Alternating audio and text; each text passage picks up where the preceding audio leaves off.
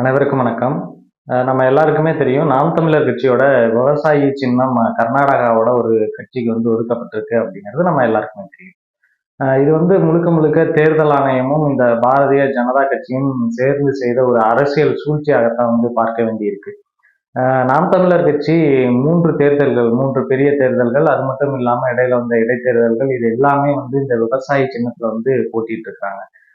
தொடர்ச்சியாக நாம் தமிழர் கட்சி ஒரு சீரான வளர்ச்சி பாதையில போய்கிட்டே இருக்காங்க. இதே வளர்ச்சியில போனாங்க அப்படின்னா 2026ல ஆளுங்கட்சியாகவோ அல்லது எதிர்க்கட்சியாகவோ வருவதற்கான நிறைய வாய்ப்புகள் இருக்கின்றது. இந்த தேர்தல்ல கண்டிப்பாக நாம் தமிழர் கட்சி இரட்டை இலக்கத்தை தொடும் அப்படிங்கிறது எல்லா கருத்து கணிப்புகளுமே, ஊடகங்கள் நடத்திய கருத்து கணிப்புகள் இதன் மூலமா நமக்கு தெரியுது. அந்த ஒரு சூழல்ல இந்த வளர்ச்சியை எப்படியாவது தடுக்கணும், இவர்களை உளவியல் ரீதியாக ஒரு பின்னடைவை ஏற்படுத்தணும் அப்படிங்கிற ஒரு நோக்கத்தோட செய்யப்பட்ட ஒரு அரசியல் சூழ்ச்சி தான் இந்த விவசாயி சின்னத்தை முடக்குனது அப்படிங்கிறது.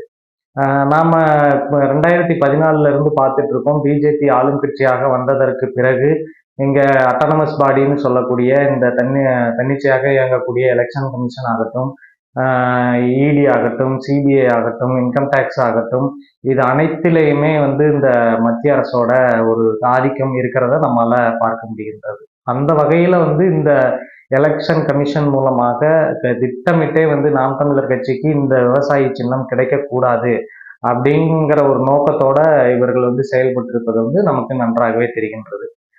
நாம் தமிழர் கட்சியில இருக்கக்கூடிய 90% மேலான, அதாவது கடந்த முறை வாக்களித்தவர்கள்ல 90% மேலானவர்கள் பாத்தீங்கன்னா எல்லாருமே படித்தவர்கள், இளைஞர்கள், மாணவர்கள், புதிய தலைமுறை வாக்காளர்கள், இணையதளத்தை பயன்படுத்துபவர்கள், இந்த டெக்னாலஜியில ஓரளவுக்கு அப்டேட்டடா இருக்கக்கூடியவர்கள் தான் இந்த நாம் தமிழர் கட்சியை சேர்ந்தவர்களா இருக்காங்க.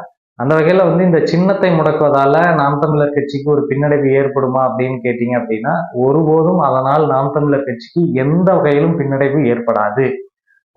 இன்னமும் அவர்கள் எந்த மாதிரி ஒரு திட்டத்தை தீட்டி இருக்காங்க அப்படின்னா, திட்டமிட்டே இந்த விவசாயி சின்னத்தை அந்த பாரதிய பிரஜா ஐக்கியதா அப்படிங்கிற அந்த பார்ட்டிக்கு கொடுத்து, அந்த ஒரு கட்சியை தமிழகத்தில் 40 இடங்களிலும் போட்டியிட வைக்கணும் அப்படிங்கிற ஒரு திட்டத்தோட இருக்கிறாங்க. இதன் மூலமா என்ன நினைக்கிறாங்க அப்படின்னா, இந்த விவசாயி சின்னத்துக்கு வந்த வாக்குகள் இது நாம் தமிழர் கட்சியோட சின்னம் அப்படின்னு நினைத்து சிலர் அந்த நாம் தமிழர் கட்சிக்கு செலுத்த வேண்டிய வாக்குகளை மாறுதலாக அந்த ஒரு கட்சிக்கு செலுத்துவதற்கான நிறைய சாத்தியக்கூறுகள் இருக்கு.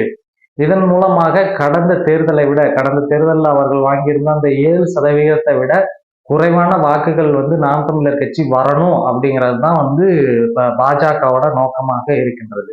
இங்க இருக்கக்கூடிய திமுகவினரும் இதை வரவேற்கிறாங்க. இது ஒரு அரசியல் சூழ்ச்சி, இது ஜனநாயகத்துக்கு எதிரானது.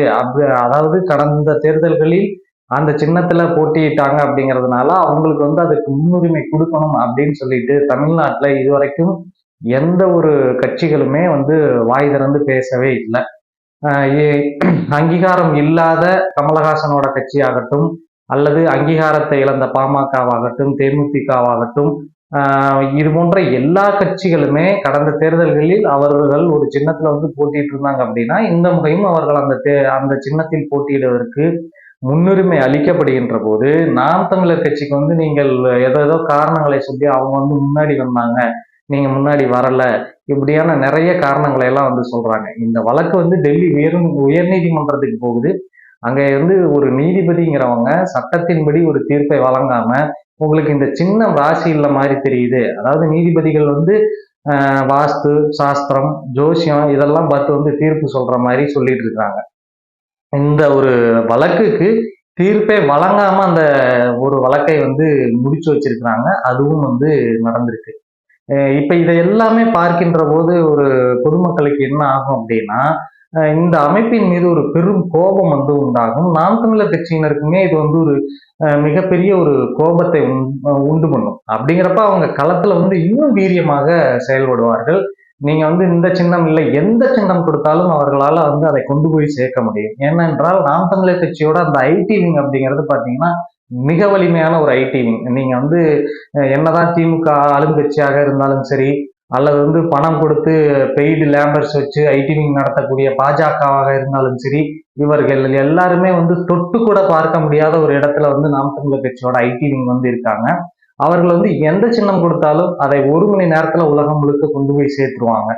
பெரும்பாலும் அதாவது நாம் தமிழர் கட்சிக்கு வாக்கு செலுத்தணும் அப்படின்னு நினைக்கிறவங்க, நாம் தமிழர் கட்சிக்கு என்ன சின்னம் ஒதுக்கப்பட்டிருக்கு அப்படின்னு தேடி பார்த்துதான் வாக்களிப்பாங்களே தவிர, பிளைண்டா போய் இந்த அதிமுகவுக்கு ரெட்டலைனா அதிமுக, சூரியன்னா அந்த திமுக அப்படின்னு பார்த்து வாக்களிக்க கூடிய ஒரு கூட்டம் வந்து நாம் தமிழர் கட்சியில கிடையாது அப்படின்னு தான் வந்து நம்ம சொல்லணும். அதனால வந்து இந்த சின்னம் அப்படிங்கிறது வந்து நாம் தமிழர் கட்சிக்கு ஒரு பெரிய பின்னடைவாக களத்தில் இருப்பதற்கான வாய்ப்பு துளி கூட கிடையாது. இது வந்து இன்னும் மக்கள் மத்தியில நாம் தமிழர் கட்சிக்கு வந்து ஒரு என்ன சொல்றது, ஒரு சிம்பத்தியை வந்து அதிகப்படுத்தும்.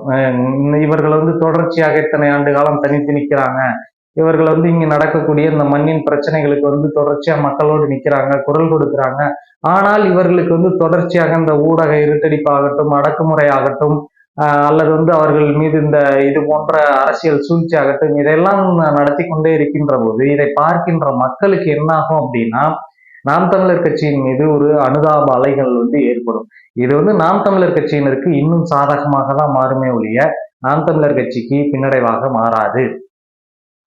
அதனால் இந்த விவசாயி சின்னம் அப்படிங்கிறது பறிபோயிடுச்சு, அதனால வேற சின்னம் கொடுத்தால் நாம் தமிழர் கட்சியினுடைய வாக்கு விகிதம் குறைந்து விடும் அப்படின்னு கணக்கு போடுகின்ற இந்த பாஜக மற்றும் இந்த திராவிட கும்பலின் கணக்கு வந்து மிக தவறானது. கண்டிப்பாக இந்த வருகின்ற தேர்தலில் நாம் தமிழர் கட்சி இரட்டை இலக்க வாக்குகளை தொடும் என்பதில் வந்து எந்த மாற்று கருத்தும் இல்லை.